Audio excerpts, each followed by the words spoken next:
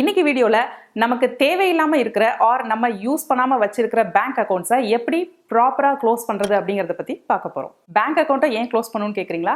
எந்த பேங்க் அக்கவுண்டா இருந்தாலும் நீங்க மினிமம் பேலன்ஸ் மெயின்டைன் பண்ணி ஆகணும். For example metro or urban ஏரியாஸ்ல 3000 2000 அப்படின்னு சொல்லிட்டு நீங்க மினிமம் பேலன்ஸ் வச்சிருக்கிற மாதிரி இருக்கும். இதுவே நீங்க ரூரல் ஏரியால இருந்தீங்கன்னா 1000 rupees கூட மினிமம் பேலன்ஸா வச்சிருக்க வேண்டியது இருக்கும். அப்படி நீங்க மினிமம் பேலன்ஸ் மெயின்டைன் பண்ணலைனாலோ இல்ல ஏதாவது ஒரு காரணத்துக்காக ஏதாவது ஒரு டிரான்சாக்ஷன் மூலியமா உங்களுக்கு தெரியாமலேயே அந்த மினிமம் பேலன்ஸ் குறைஞ்சு போயிருச்சு அப்படின்னாலோ அதுக்கான சார்ஜஸை நீங்க பே பண்ண வேண்டியது இருக்கும்.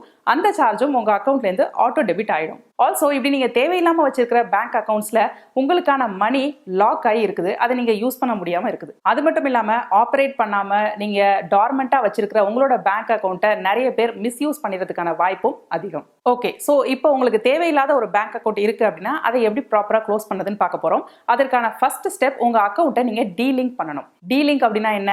அது ஒன்றும் இல்லை, ஏதாவது ஒரு ஆப் கூட உங்களோட பேங்க் அக்கௌண்ட்டை நீங்கள் லிங்க் பண்ணியிருந்தீங்க அப்படின்னா அதை ஃபஸ்ட்டு டீலிங்க் பண்ணணும், அந்த லிங்கை ரிமூவ் பண்ணணும். எக்ஸாம்பிளுக்கு Paytm or Google Pay app இதெல்லாம் சொல்லலாம். அது மட்டும் இல்லாமல் மியூச்சுவல் ஃபண்ட் ஆர் ஏதாவது இஎம்ஐக்கு ஆட்டோ டெபிட் பேமெண்ட் எடுக்கிற மாதிரி இந்த பேங்க் அக்கௌண்ட்டை நீங்கள் செட் பண்ணியிருந்தீங்க அப்படின்னாலும் அதையும் கண்டுபிடிச்சி நீங்கள் மாற்ற வேண்டியது இருக்கும்.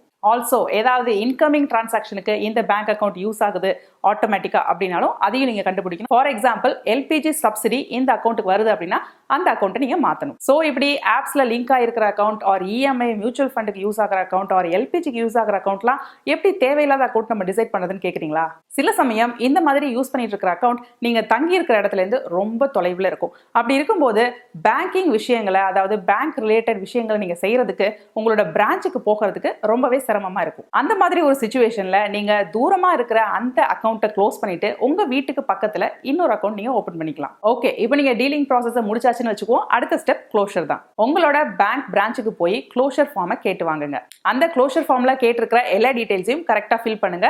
இதுக்கு உங்களுக்கு ரொம்ப யூஸ்ஃபுல்லா இருக்கக்கூடியது உங்களோட பேங்க் பாஸ்புக். ஸோ நீங்க பேங்க் பிரான்ச்சுக்கு போகும்போது உங்களோட பாஸ்புக்கை மறக்காம எடுத்துட்டு போங்க. உங்களோட அக்கௌண்ட் ஜாயிண்ட் அக்கௌண்டா இருந்துச்சுன்னா அக்கௌண்ட் ஹோல்டர்ஸ் எல்லாருமே இந்த ஃபார்ம்ல சைன் பண்ண வேண்டியது இருக்கும். அது மட்டும் இல்லாம அந்த அக்கௌண்ட்ல இருக்கிற மிச்ச அமௌண்ட், அதாவது பேலன்ஸ் அமௌண்ட்டை நீங்க வித்ட்ரா பண்ணணும்னாலோ இல்ல அந்த அமௌண்ட்டை நீங்க வேற ஒரு அக்கௌண்ட்டுக்கு டிரான்ஸ்ஃபர் பண்ணணும்னாலோ அதுக்கும் நீங்க ஃபார்ம் ஃபில் பண்ணி கொடுக்கணும். ஆல்சோ பேங்க்குக்கு போகும்போது பாஸ்புக் மட்டும் இல்லாம இந்த அக்கௌண்ட் கூட லிங்க் ஆயிருக்கிற cheque book or other documents, இந்த அக்கௌண்டோட டெபிட் கார்டு, இப்படி எதெல்லாம் கொடுக்கணுமோ அதையும் நீங்க எடுத்துட்டு போய் அங்க ரிட்டர்ன் பண்ணிருங்க. அப்படி ஒருவேளை நீங்க ரிட்டர்ன் பண்ணலைன்னா இந்த டாக்குமெண்ட்ஸ், இந்த செக் புக்ஸ் எல்லாத்தையும் நீங்க டெஸ்ட்ராய் பண்ற மாதிரி இருக்கும். ஸோ அக்கௌண்ட் க்ளோஸ் பண்ணதுக்கு ஏதாவது சார்ஜஸ் இருக்கா? ஆமா, சில பேங்க்ஸ்ல அக்கௌண்ட் க்ளோசிங்கான சார்ஜஸ் நீங்க பே பண்ற மாதிரி இருக்கும். ஃபார் எக்ஸாம்பிள் எஸ்பிஐல அக்கௌண்ட் ஓபன் பண்ணி 14 டேஸ்க்குள்ள அந்த அக்கௌண்ட்டை நீங்க க்ளோஸ் பண்றீங்க அப்படின்னா அதுக்கு சார்ஜஸ் இல்லை.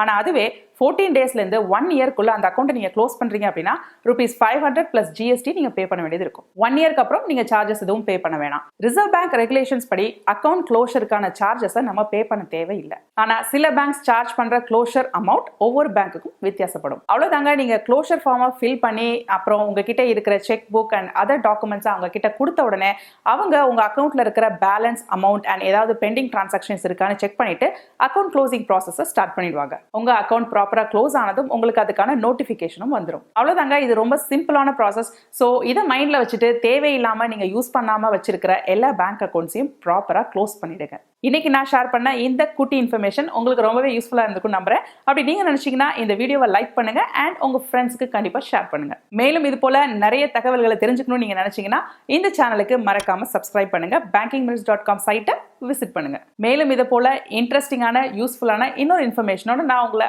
அடுத்த வீடியோல சந்திக்கிறேன். Until then, it's bye from Jane. நன்றி, வணக்கம்.